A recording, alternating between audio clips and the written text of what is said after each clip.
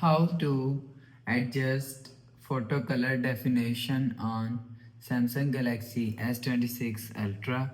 So let's start the video. First of all, go to app library. Now here, so click on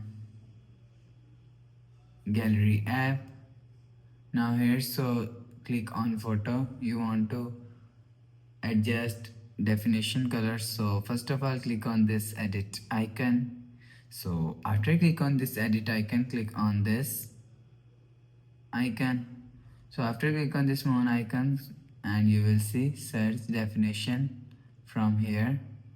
So you will see definition is here. So if you want to adjust picture color definition, so you will see after adjust color definition and click on save.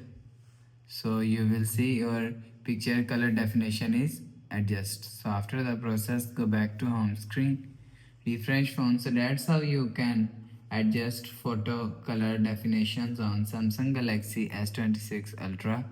So if you like the video, please subscribe. Thanks for watching.